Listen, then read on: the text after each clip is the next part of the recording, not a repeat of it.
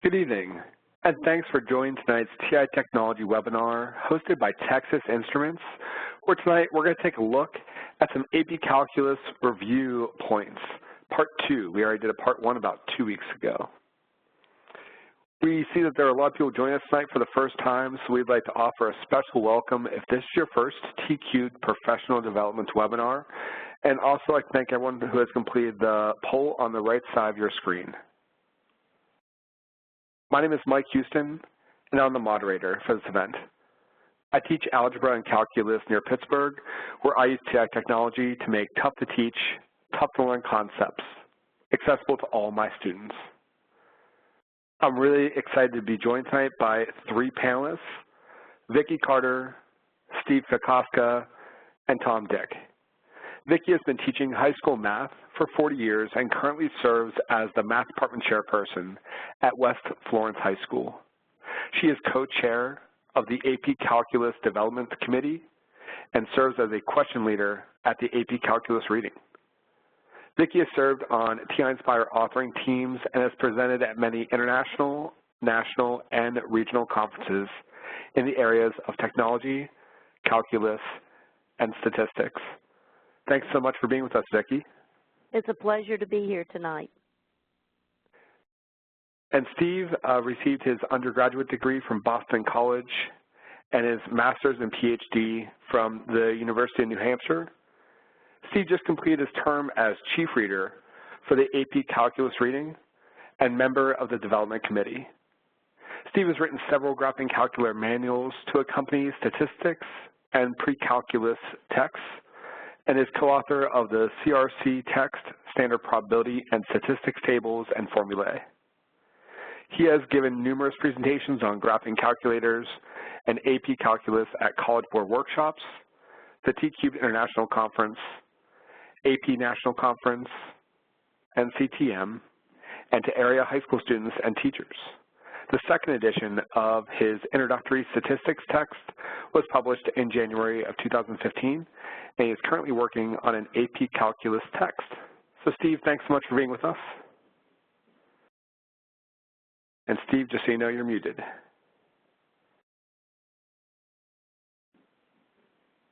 There. Thanks, Michael. I'm very happy to be here. Thanks, Steve. And last but not least, Tom is a senior mathematics advisor for Texas Instruments and is also professor and former chair of the mathematics department of Oregon State University. He has served on the editorial panels for the Journal for Research in Mathematics Education and the Mathematics Teacher Educator.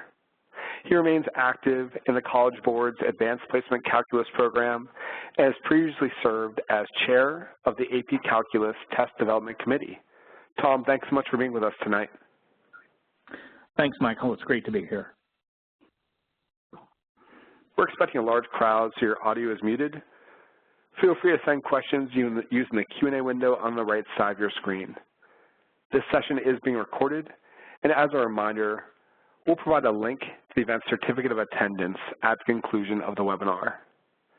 Once that recording is available, we'd love for you to follow along with your handheld or your software. It's really best to do that with the recording. That way you can go at your own pace and you're not going to necessarily try and follow along with everything that Vicki, Tom, or Steve are trying to do tonight. We also hope you don't have any audio issues, but in the event that you do, try selecting Communicate in the WebEx menu and choose Audio Broadcast. If that doesn't clear things up, try clicking on the phone icon in the participant window where your name is located. Clicking that phone icon will give you call-in information. So instead of using your audio broadcast through your computer, you can call into the audio portion using your phone. At this point, Vicki is going to discuss our agenda. Okay, tonight we've already done our welcomes and introductions. We're going to, again, review the format of the exam. We'll look at timing and number of questions. We're going to look at the calculator operations that are necessary to be able to take the calculator part of the exam. And we're going to also look at the additions to the new framework that will affect the exam in May of 2017. After that, we're going to do a little look at the fundamental theorem of calculus and some different little activities on the TI-Nspire.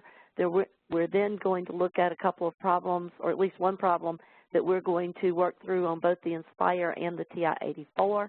And then we're going to look at one of the BC questions from 2016 that was a calculator active question and go through the scoring guide so that you can get an idea of what a student needs to be able to do to score well on a BC particle motion calculator active question. After that, we'll look at some online resources, and then we have our webinar giveaway. Sounds like we have a lot of stuff to do tonight, Vicki. Thanks so much. And Tom is going to discuss our expected outcomes. Sure.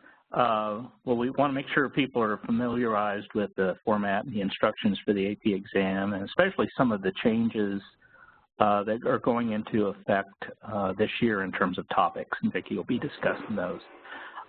Then we'll hope you come away with understanding some different ways fundamental theorem of calculus is tested, especially on the AP exams. And then Steve is going to be taking us through one of the most recent free response questions from just last year's exam on the BC exam, and share some insights on how that was scored. Thanks so much, Tom. Vicki, do you want to talk for a few minutes about the exam format? Yes, there are a few changes to the format of the exam, and that's mainly in the multiple choice section. This year for Part A, which is where there is no calculator allowed, there will now be 30 multiple choice questions. They will also be 4 choices, no longer the 5 choices that you have traditionally seen, and that 30 question section will have a time limit of 60 minutes. At that point, the students will take out their graphing calculators, and they will then complete 15 multiple choice questions, again, 4 choices on those multiple choice questions, and they will have 45 minutes to do those. There's a little more time allowed for the calculator active part of the test because inputting things into the calculator tends to slow the students down just a tiny bit, and so we want to make sure they have plenty of time to use their calculator. By the way, if you're not familiar with this, it's usually about 5 or 6 of those questions of the 15 that actually need the calculator. The others, they really don't need a calculator to be able to answer them. That's the changed part. The second part, the free response, is not changed. We'll still have 2 free response questions for 30 minutes. The students will then put away their calculators, and they will continue. They can go back and work on those 2 questions, and they will continue working on 4 additional questions for the next hour, and that makes up the free response part of the test. And that is actually 50% part of the test as far as points are concerned, and the multiple choice also counts as 50% part of the test as far as the scoring is concerned. I do want to remind you again of calculator use on the exam. When they're in those 2 calculator active sections, they will find it necessary to be able to do one of these 4 things. That is, plot the graph of a function. They may need to change their window in order to see the action that they need to be viewing. For instance, if it's an area volume question, they may need to change the x-min and the x-max so that they can clearly see where the region is located that they're trying to find the area or the volume for. They need to be able to find zeros, or in the case of something like the question I just mentioned, an area volume, it might involve finding points of intersection. They will also need to be able to numerically calculate a derivative. I remind my students that means you're finding the derivative at a point, so a particular x value or a particular t value maybe. And also they need to be able to approximate the value of a definite integral. So those are the only 4 skills they have to be able to do and that we expect them to be able to do for the AP exam. Okay, Mike.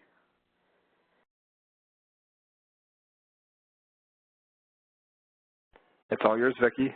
All righty. Thanks.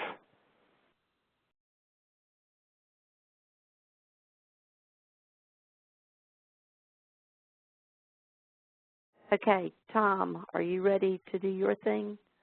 Oh, no, I had one other thing to do. You were going to show something, yes. Yes, I've got it now. I have too many screens open here. So we did want to mention that we didn't do last time what the changes to the calculus program are as far as the frameworks are concerned, and that is in the AB there are no deletions, so nothing has been taken out, and we have added, and this has been advertised a good bit, L'Hopital's rule to the AB test. So your students might need to be prepared for L'Hopital's rule question. No telling where it could be, and it might not be this year, it might be next year, but they need to be prepared for that. On the AP Central, the calculus community, there's been a good bit of discussion. Most of it happened about a month ago, but on EK 3.3b5, in which part of it says techniques for finding antiderivatives include algebraic manipulations such as long division and completing the square, of course substitution of variables, and then the rest of it are pointed toward BC types of things.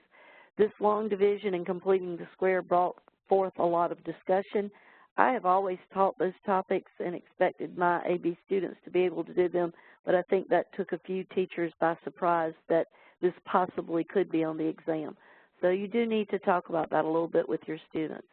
Another thing that I'd like to mention is that in EK 3.4C1, we've made a very clear distinction between, with particle motion, between displacement and total distance traveled. We've always asked these kinds of questions, but it seems like the word displacement was never maybe actually, and we may have used it, but it was, a lot of times it was like, how far is the particle from, or something like this. But now it's very clear that if you integrate velocity over a particular time interval, you will be finding the displacement. And if you integrate the speed, which is the absolute value of velocity, over a particular time interval, you will be calculating total distance traveled. So that is very distinct there in the framework. On the BC side, there are, again, no deletions. The additions are the limit comparison test. Most teachers probably already taught that, but it is now included, definitely included. Absolute and conditional convergence and alternating series error bound. And most people say, well, you've already been testing alternating series error bound, but we never actually use the phrase. And so now we can point to actually in the actual question say alternating series error bound. So those are the additions to the BC. All right, Tom, I think it's now your turn. Okay. So Vicki's going to drive for me here, and I've got just a couple of problems for you to consider. These are some problems I think have been popular for years and years and years on the AP free response exams. And I now putting on my hat as a university calculus teacher, these kinds of questions I love. I think they really test students' understanding of calculus using multiple representation in ways that goes beyond them just turning the procedural crank on symbolic problems. So one of the two problems would be that's popular is to actually give a graph of a continuous function without a formula for it. So here's a presentation of a graph, and you're told that this is the graph of the derivative of a function. And then you're asked a series of questions about the graphical behavior of that of the original function. So you have before your eyes a graph of its derivative, and you have to interpret that to figure out the graphical behavior of f. So some of those questions might be, where's the relative minimum or relative maximum for the original function, whereas its inflection points, on what intervals, is it increasing, decreasing, what intervals, is it concave up or down, et cetera. It's a really rich setting and really challenges students to interpret what they know about derivatives in a purely graphical way. Now, Vicki's going to go to the next page, and we're going to take a look at another problem presentation. And this is another one where we might be given the graph of a continuous function, but now we're told that you want to consider this other function that's actually defined by a definite integral involving the graph, the function that you're seeing the graph of. And so now you're given this definite integral defined function and asked questions about its values or the value of its derivative or even the value of its second derivative, as well as some questions about the graphical behavior of G. Now, realize that a lot of you kind of understand the punchline here is these two questions are very, very closely related. In fact, the stem on question 2 is basically I am giving you the graph of the derivative of G when I pose it like this. I've also given you an initial condition. We can see that G of 2 is going to be equal to 0 because we'd be integrating from 2 to 2 in that case. The way the graphs often look for these presentations, they might be smooth curves, but I think a really popular version would be graphs that are continuous, but they're piecewise linear, or they might have thrown in some pieces that are, for example, pieces of a circle. And the idea being that if you're thinking in terms of a definite integral function, you're actually able to, without the formula for the function, you can still calculate definite integrals by using areas under the curve and, of course, providing the appropriate sign, SIGN, depending on which direction you're integrating or whether the curve's above or below the x-axis. Now, I'm going to ask Vicki to switch over to another file. This is a file that I've really grown fond of. I use this in my own teaching a lot.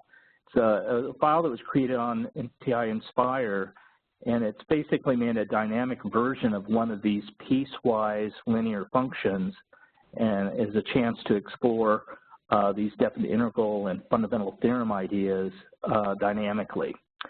So Vicki, if you'll go to page 1.2, we'll show what we've got here. So notice we've got this piecewise linear function. That's our function f.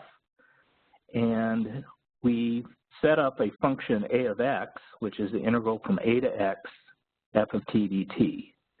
Now we've got sliders attached to a, the lower limit, as well as x, the upper limit. So if you wanted to, you could actually view this as a way to just explore properties of definite integrals. And I want to point out that here it's showing me what the value of the definite integral is from -3 to 3 of this function, but you could very easily calculate that by hand because the areas involved are all pieces of trapezoids or triangles or rectangles. Now, Vicki changes the upper limit x by clicking on the slider there. Notice that it's dynamically updating as well as giving us a visual picture of the kind of relevant shaded region for computing. Okay.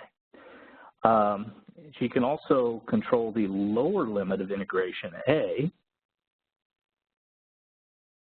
So in this view, we're really kind of looking at both A and X as specific values that give us the bounds on that definite integral. Okay. Now, here's what I think is really nice, is that if you want to look at a different example of a piecewise linear function, it's as easy as grabbing the vertices that you see and just dragging them up or down to new locations. So you get a huge number of examples that you could play with. And something, I'll tell you what, Vicki, why don't you move that vertex that you just moved, if you could move it up above the horizontal axis, and go ahead and move the last point, last vertex above the axis. Oops. Okay. And then if you could move X, I think you can actually grab X and move it to the left of A. There we go. And notice that this is behaving correctly in terms of calculating that definite integral, is even though that curve is above the horizontal axis, because my upper limit of integration is to the left of the lower limit of integration, that area needs to be assigned a negative to give it the correct value for the definite integral. Okay. And if you happen to put X right on top of A, what will happen then? Let's see. There's the 0. Okay. All right, let's go ahead and look at page 2.1. And now we're going to really think about this definite integral as defining a function where the variable is the upper limit of integration. So on page 2.2, we're going to see a very similar kind of picture. On the top graph, this is very similar to the graph we just saw. It's one that we can manipulate A and X. But now below it, we see a graph of that definite integral function. So if, let's see, Vicki, if you'll move the value of A over to, say, -2,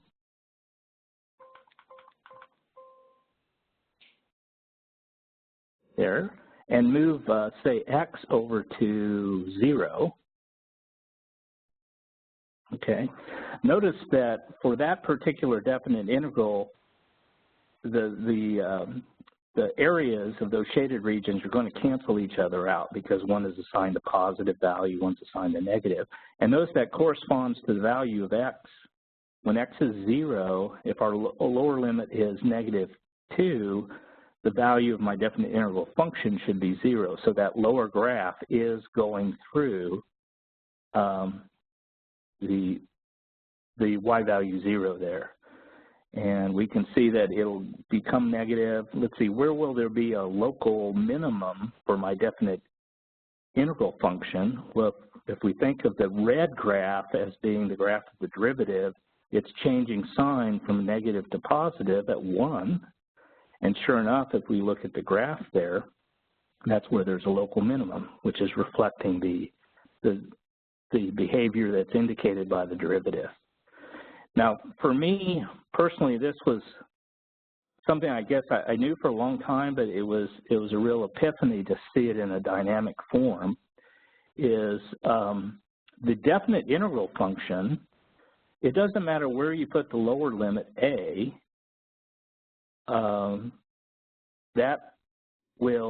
the definite integral function will have its derivative be your original graph. So that means we have a whole set of functions that all have the same derivative. All we have to do is change the value of A, and we'll get a different function, but it should have the same derivative. So if Vicki changes that lower limit, watch what happens to the blue graph. Notice it's shifting up and down. And that makes perfect sense because all these graphs have to have the same derivative, and therefore they can only differ by a constant, which would be this vertical shift up and down. And I always thought that was just tremendous to see that dynamic change of the lower limit in the graph, the upper graph, results in a vertical shift in the function graph that's given by the definite integral function. As I said, I think, a file like this, it really, and just like the page before, Vicki can completely change the function that we're given by just grabbing one of those vertices, any of the vertices, and moving it. So there, she now has a new function. We can ask some more questions about it. Okay. Hey, that's a neat one. Vicki, put that up at y equals 1 again. So that's a constant function. And notice that the definite integral function is linear because it has a constant derivative. Okay. So these kinds of applications of the fundamental theorem, I think, are really emphasized for good reason on the AP exam. And then they appear in a lot of different guises. I think I'm going to turn it back over to Vicki, and she's going to discuss, another way one of these fundamental theorem ideas might appear on the exam. Okay. Thank you, Tom. So what I thought I might do is sort of a lead-in to what we're going to look at in just a few minutes with Steve's document with the 2006 question, is just look at an AB particle motion kind of an idea. And let's suppose that we know that velocity of a particle, we'll move it on the x-axis. A particle moving along the x-axis, the velocity is given by t plus 3 over the square root of t cubed plus 1. And we also happen to know that the position at 0 is 5, and we want to find the position at 3. So hopefully you've worked a good bit with your students on this at this point, or students, if you've joined us tonight, you've worked on this. I call this sort of, we're finding a new value for a position, And so we want to think about how would we compute this. If this were a multiple choice question, I would probably not store my velocity function.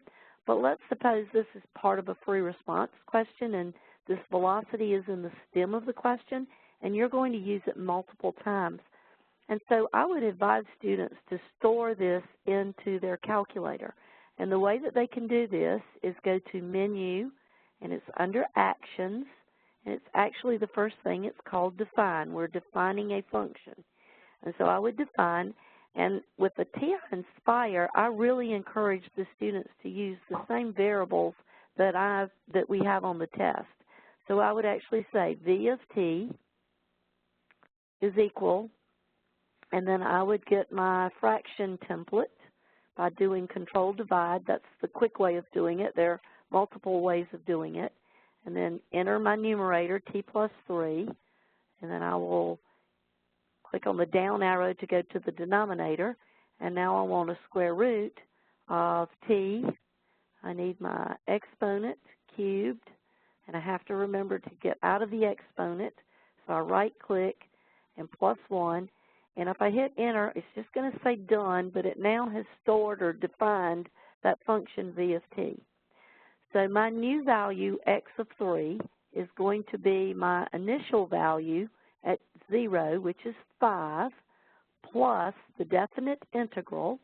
So I'll use the template button, which is here, and I need my definite integral, which is here. And I want to go from my initial time, that's the position I was given, which is 0, and I use the tab button to navigate through these little blocks in the template.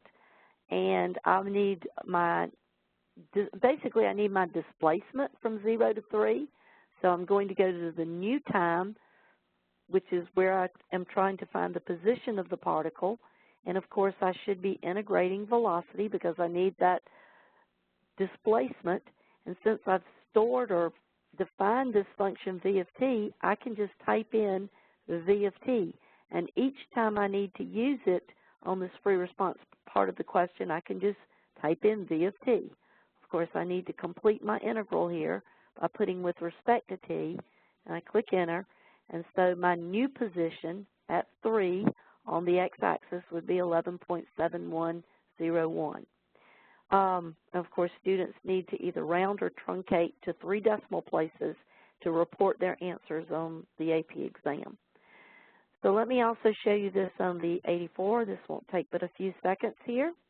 So I took the liberty of actually inputting this as a Y1 function. I really don't need to see the graph, but this is a nice way to define that function so that you can call upon it as you would do repeated problems using this velocity. And so now I basically am going to do the same thing I did on the Nspire. I'll go to my calculator screen. I need a 5 plus. Now I need to pull up my integral, my definite integral, and it's under math. It's under the first column, math. It's down there at the very bottom. It's spelled F-N-I-N-T. That stands for function integrate. And so I'm going to select number 9. And if you notice, if you have a newer version of the 84, it actually brings up a template very similar to the Nspire. And so I'll put in my lower time of 0, and I need my upper time of 3. And I have stored that velocity function in Y1. And the way I can call upon Y1 is under my variables key. And it is a Y variable. It is a function Y variable. And so there's Y1. Now, I don't have to do this, but I try to really encourage my students to model it as a function. So I put Y1 of x, and then I need to move over and put with respect to x here for my dx, and I click enter. This is a little bit slower, but I should get an answer of, it's still working, 11.71005. And so we would still have 11.710 accurate to 3 decimal places there. So that's the TI-84, and likewise with any of the 84s you can do this. All right. So now I think that I need to. Vicki, I'm having just a little technical difficulties. If you can give me 2 more minutes, could you perhaps discuss some of the online resources first, and I'll be with you in a second? We can. Mike, Give are me you there? 2 more minutes. Yep, I am. There's right, actually, maybe instead of the online resources, there's a couple questions that came up earlier that, okay. Vicki, maybe you could touch on. And those that have asked the questions, please correct me if I'm wrong, but I believe the questions are coming in asking about students that are maybe not correctly writing the correct notation for open or closed intervals whenever a function is increasing or decreasing or concave up, concave down, and whether points would be taken off if the intervals are not represented correctly. Okay, so there's been a lot of discussion of this on the calculus forum, whatever website that we have there for discussions. Basically, we will take an open interval is probably the, let me just say it this way, the open interval is probably the safest one. There's some debate sometimes about what textbooks tell students to do. If they have particular intervals and they show a closed interval, they typically are going to be okay. But really, the safe answer is an open interval as far as if they're confused and not too sure whether to include that endpoint or not. Steve might want to chime in a little bit on that also. Yeah, I would be happy to, Vicki. Can you still hear me, Michael? Yeah, yep, I can still get your audio. Yeah. Okay, good. I think I'm ready to go here. Yeah, I think you're correct, Vicki. In most cases, we'd accept either open or closed intervals for both increasing, decreasing, or concavity. We all certainly have our own opinions on whether they should be open or closed, and it usually goes back to the definition and what text you're using. But yeah, in general, we would accept open or closed unless a student, of course, includes infinity or minus infinity, or they include in the interval some value of x where the function is not defined. Thank you. And then, Steve, one more quick question. What if a student had chosen to list both answers, being open and closed? Would that make a difference at all? I'd have to say at this point, probably not, Michael. You know, extra information like that would probably be ignored. We just accept one of them, and that would be it. Okay.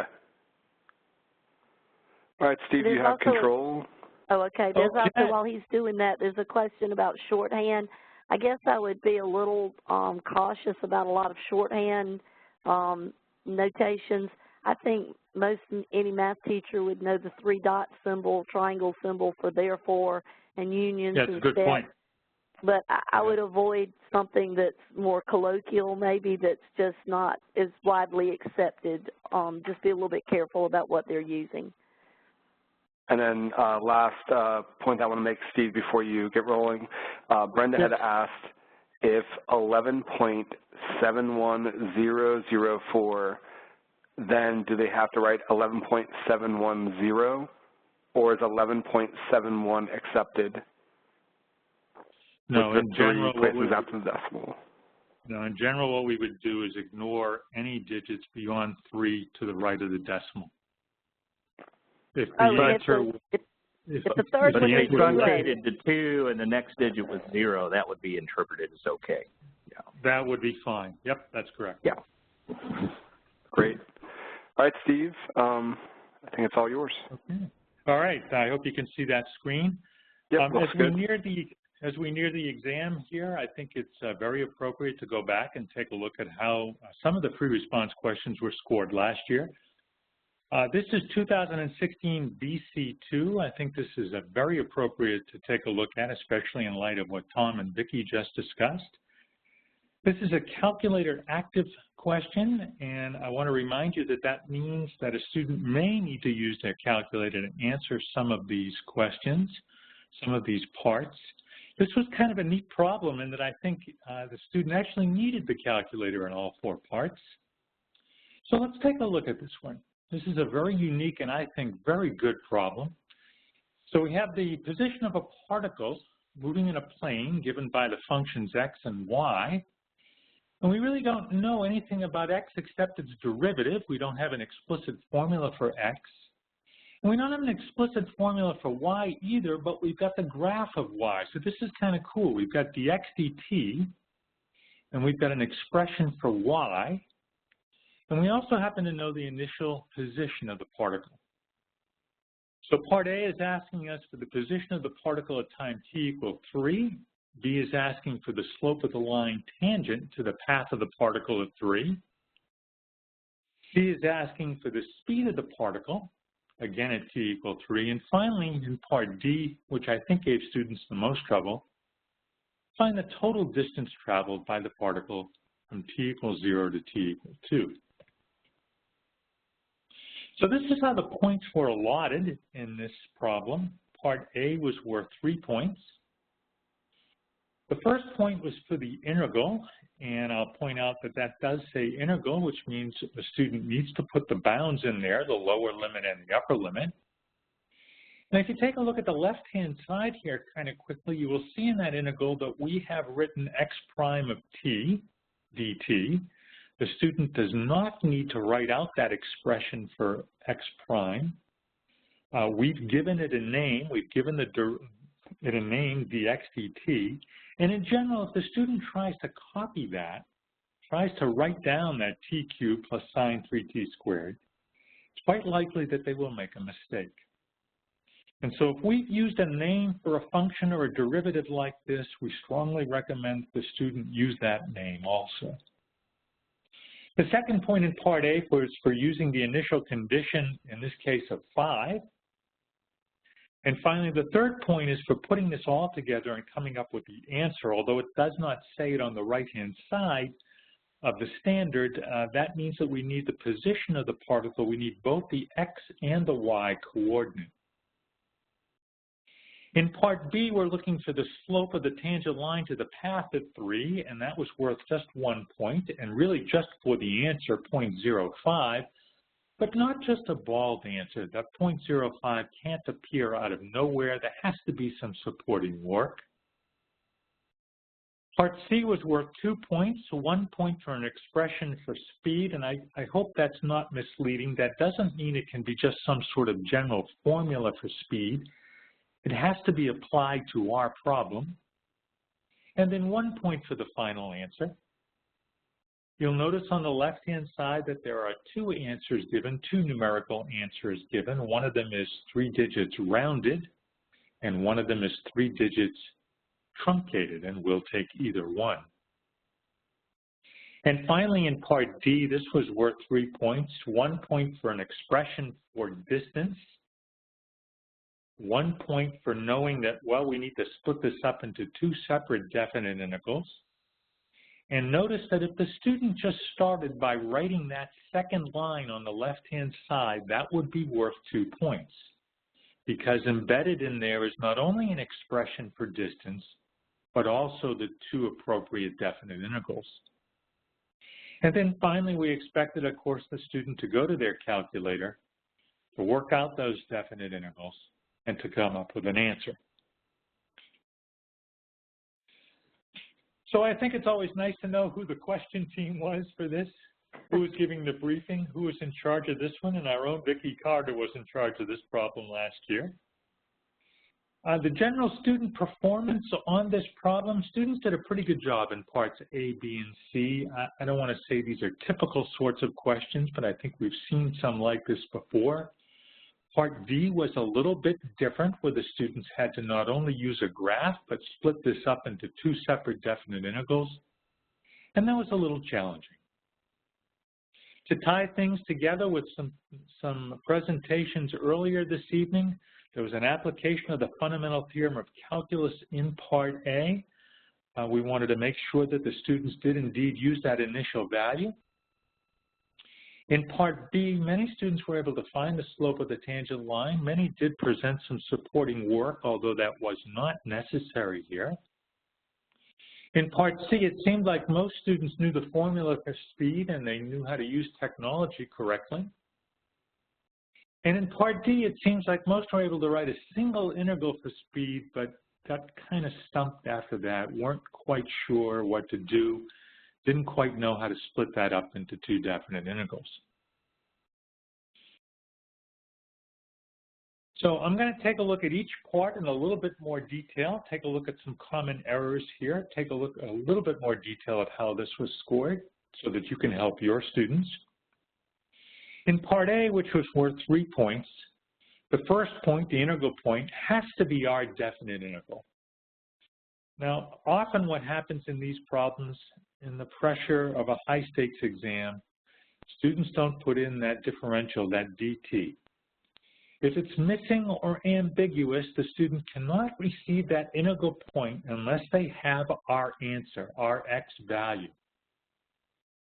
In the third point here, the third example, that expression earns the integral point. And can you see what the student did there? They actually tried to anti-differentiate here analytically. And they were able to do the first part of that expression, but got stuck on the second one. But that's okay. That's our integral point.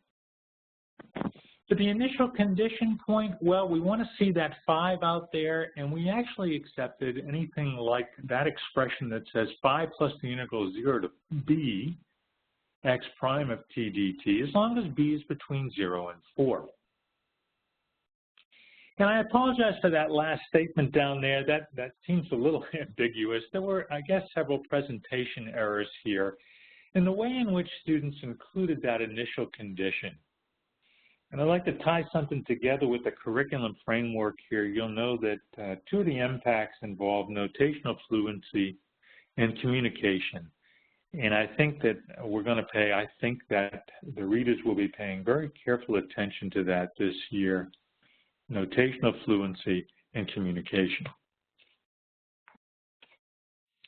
So in part A, that third point, that position, there was an eligibility here, and we often do this. In order to be eligible for that third point, the student had to earn the integral point. And y of 3 didn't need supporting work. We assumed that the student could read that right off of the graph, but there could be some supporting work present. That's okay. And I probably should have added a little bit more here in example 3. The student could earn the third point with either of those 2 ordered pairs. However, notice that the first ordered pair, 9.377, that's the wrong x-coordinate. The student did not include the initial condition there, but probably has everything else correctly. So without me showing you what they did up above, that's probably a 101, which means they got the integral point. They didn't get the second point, but they did get the third. And of course, that second ordered pair is worth all 3 points. Here are some specific examples of what students might present or did present on this problem. The first example would be worth 1 point for the integral and 1 point for the initial condition. You'll notice that the dt is missing, so that integrand is ambiguous. But the student has produced the correct final answer. So in some sense, they've cleared up that position of the differential dt. They've cleared up exactly what that integrand is. So they get 1, 1, and I put a question mark on the end there because, well, we don't know what they did to get the final point. We don't know whether or not they returned the position. They answered the position part. In the second example, that's actually worth 0 points. We don't know where the dt is, and by the final answer there, the student has not placed the differential in the correct position, or if they have, it's still ambiguous. We still don't know what's going on there. That's a 0 all the way around. In the third example, we're going to give this student 1, 1, and 0. So this is an example of linkage. Linkage is this case where the students connect things, expressions with equal signs that aren't really equal. I kind of think of this as sort of a stream of consciousness. And I kind of understand what the student is doing, but darn it, it's wrong mathematically. So we're going to give the student 1 point for the definite integral. We're going to give them 1 point because we think they've used the initial condition correctly. They've given us that final answer, that x-coordinate. but they have to lose a point somewhere. They've done something wrong, so that's a 110. In the fourth example, you'll notice that there are no bounds on that definite integral, but the student has produced the correct position. They have to lose a point somewhere. I'm not sure which of the first two it is, but they're going to get 1 out of the first 2 and the final point, so that's going to be a 2 out of 3. And in the last example, you'll notice that the student has not given us the bounds on the definite integral, so they can't get the integral point. I don't know where that initial condition is. They haven't presented that correctly. However, the position of the particle appears correct, so we're going to give them 1 point. In Part B, the student has to show some supporting work. Remember that that 0.05 can't appear out of nowhere. In example 2 on this page, I presented some minimal responses. We often think about this. We often think about what I call that line in the sand, where the student can give us just something minimal and we're willing to give them the point. And either of those 2 expressions would earn the point here. Remember that a numerical expression does not need to be simplified. And so a student can leave either one of those expressions in that form and get the point. The slope point won't be lost if a linear equation was presented afterwards, but if they just present the linear equation alone, even with the correct answer, that doesn't earn the point.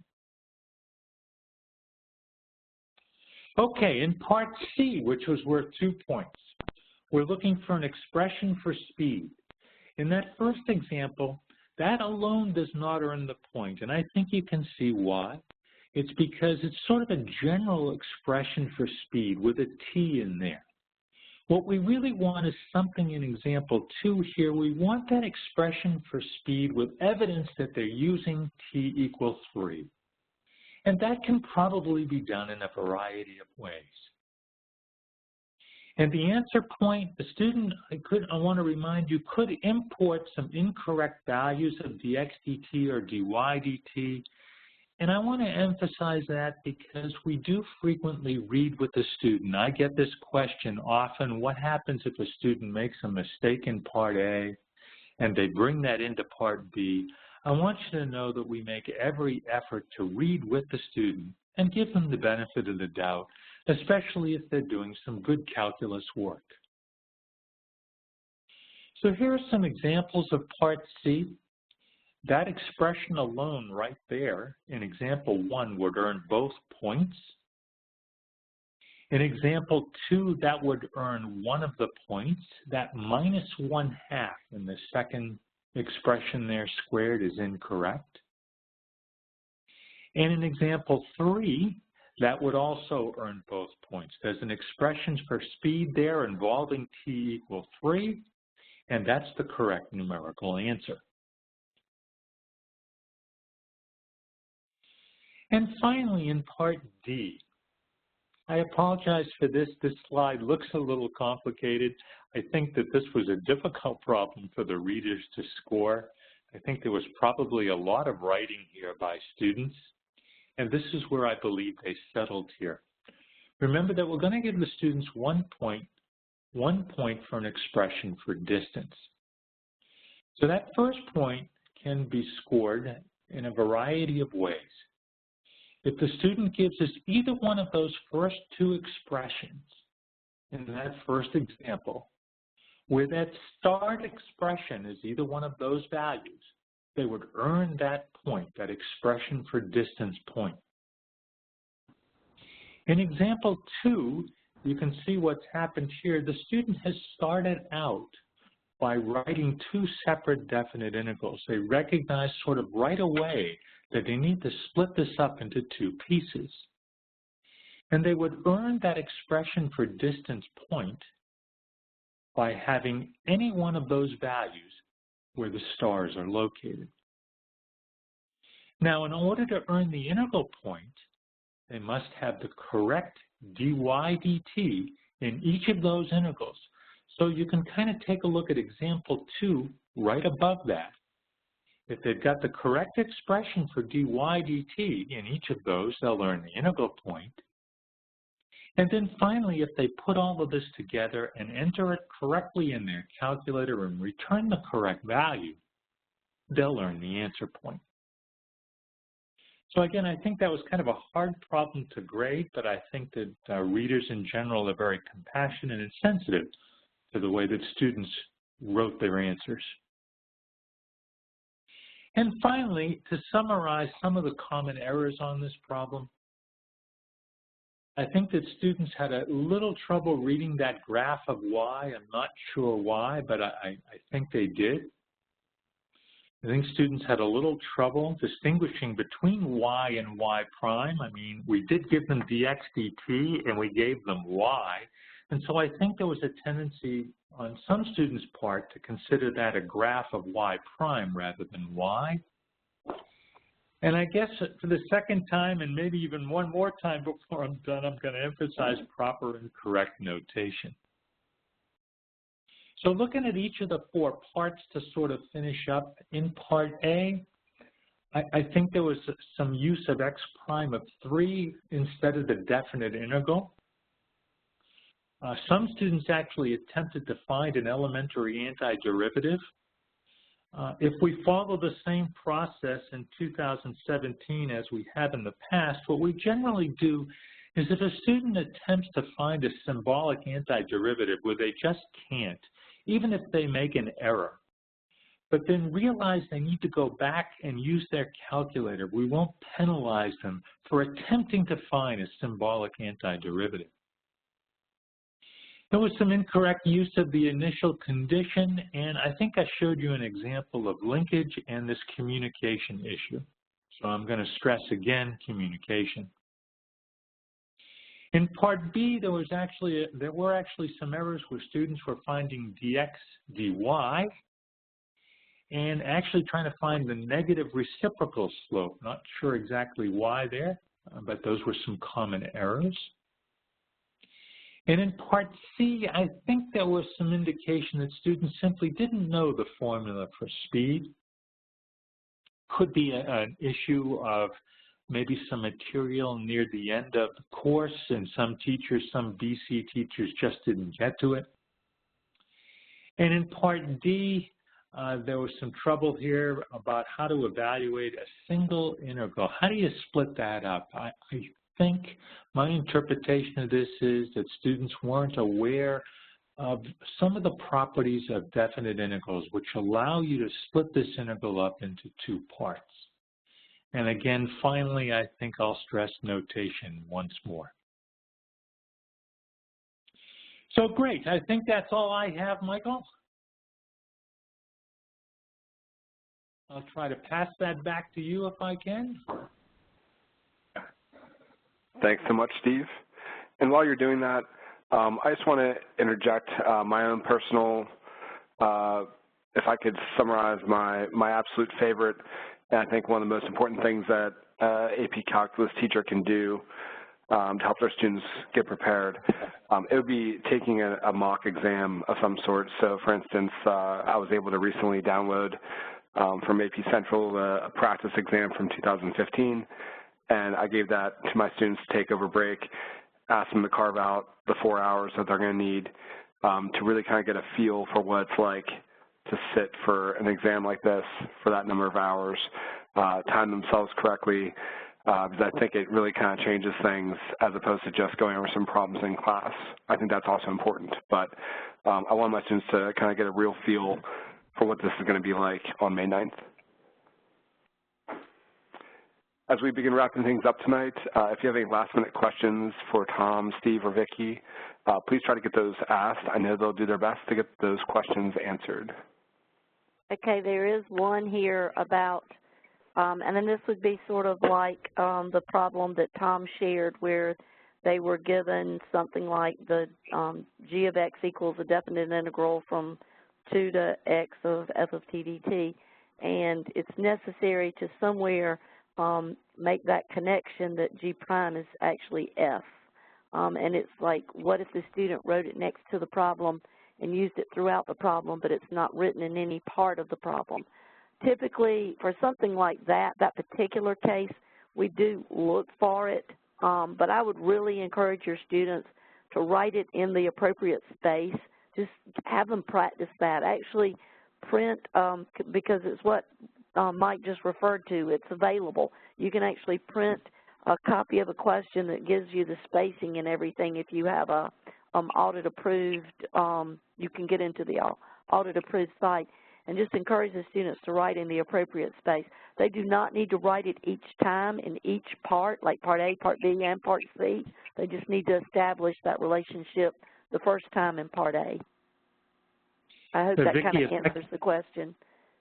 Vicki, if I could add something there, I think I recall Stephen Davis talking about this at NCTM recently, where on one of the problems last year, there was a case where you were looking for G prime is equal to F. It was worth 1 point.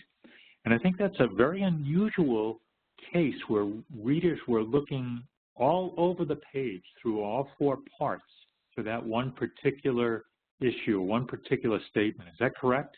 That's correct. And they actually scanned all 4 parts for that one connection before they actually started grading the problem, because it mattered.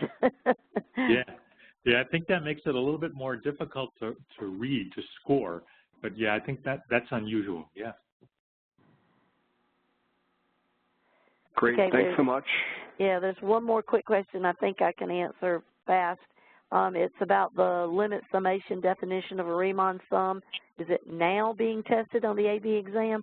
I kind of think we can say that it has been on an AB multiple choice test before, but it is definitely spelled out in the framework, and so students should be familiar with that. Will it, be tested frequently? I doubt it, but it is up there for grabs for possibly being on the exam. Great. Good. Thanks so much for those questions, and again, thanks to Vicki and Steve for providing some answers. I did want to mention on our website, if you move under the Professional Development tab at the top and come down to Webinars and Tutorials, in case you missed Part 1 of our AP Calculus exam review webinar, go to the on-demand webinars and learn more. And then you'll see the Calculus End of Year Exam Review Session, Part 1.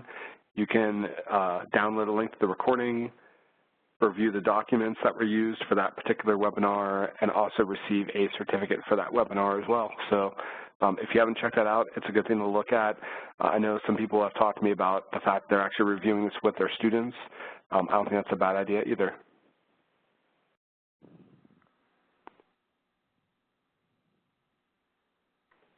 Earlier, Vicki mentioned in the agenda that this summer we're going to be offering lots of professional development workshops.